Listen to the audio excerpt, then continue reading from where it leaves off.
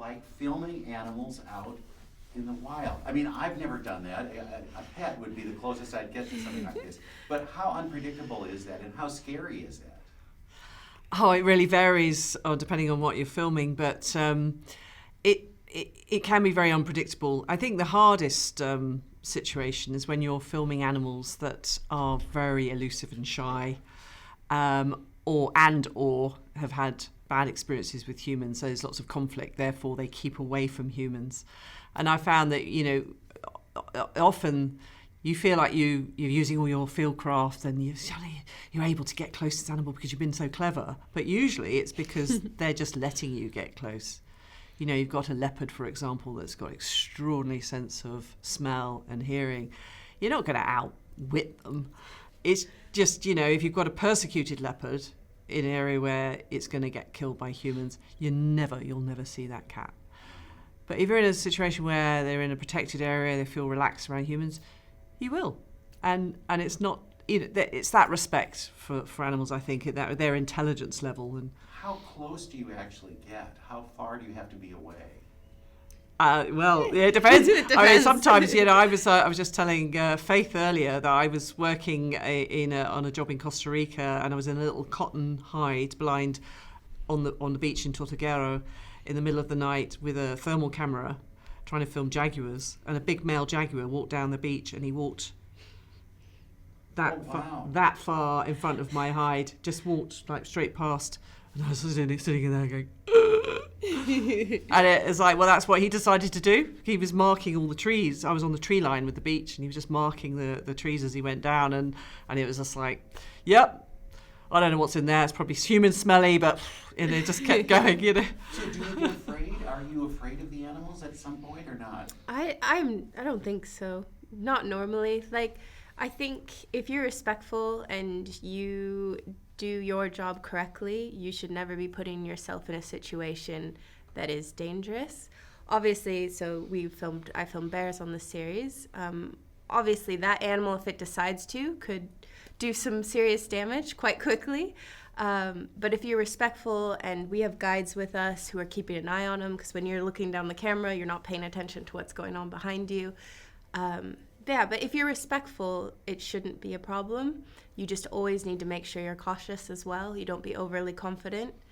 I think the worst problems I've ever had have always been with people. So I feel children would be worse than animals. Yeah, it's much more unpredictable. Yeah. Yeah. Do you ever have to? Then how do you protect yourselves? Do you say run or whatever if it does seem like a dangerous situation? It depends again on the animal. So for a bear, if a bear started to get agitated with us, or you start to notice that they're getting a bit more aggressive, they're pushing boundaries, you speak loudly, you always have bear spray with you, you have a flare with you, and that'll push the bear away. If the bear starts to react too much, you do have aggressive bears occasionally, then you would give it a spray, and it's just like a strong pepper spray, and that usually pushes the bear out and lets them know that's not okay, you've pushed the boundaries. But most of the time, you're not actually interacting with the animals. You're about as interesting as the seagull, sitting over there. Yeah. Like, you shouldn't have, in all the years I've been filming bears, over 8 years, I've never had to spray a bear. So yeah, I mean, I've only had one time in my career, which has been over 30 years, where I feared for my life. And that was what animal?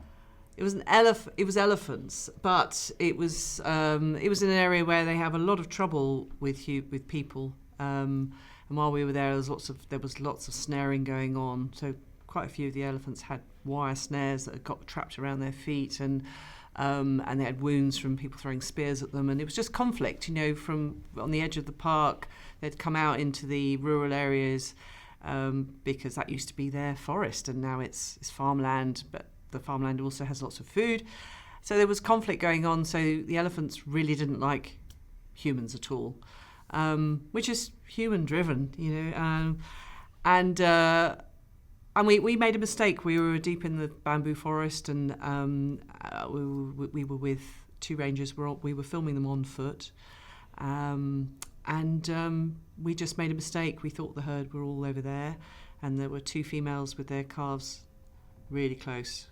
And I remember one of the rangers went, "Oh!"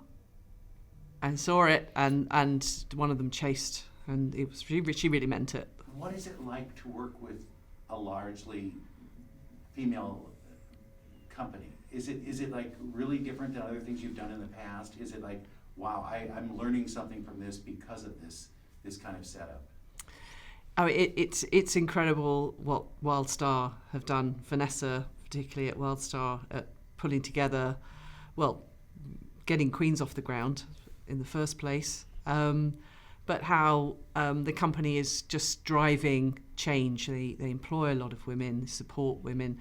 There's a lot of people working there, women working there who've had babies since they've been working there, or bringing up six babies during Queens on were born? on Queens, yeah, and they're bringing up small kids, but they make it work. They make it possible. Do you like that people have the option of being on a safari to take pictures, or is that just a hindrance to all of this world? If I said, I'm going on a safari next week, we're going to shoot elephants on our cameras, do you say, oh, that's a bad thing, you shouldn't do that, or is that okay? I think it's all situational. It depends on the situation. Those animals aren't ours. We shouldn't get special privileges. If someone wants to experience these animals and help do things in conservation to protect them, if it helps the local economy, these are all things to look at and balance. Yeah, I think each case is very different. Some places you can see ecotourism generally done really well, and you can see the money's being funneled into building better parks and expanding protected areas and all this, and then you see it at some places being done really badly, where there's a lot of money coming in and it's all just being taken. Oh. Mm-hmm. And you think, well, then in that situation, all these people are just added pressure on the wildlife, because the wildlife is not getting anything back for it. So it really depends. Sure. Thank you so much. Thank you. And great good luck with the next project. Thank you. you.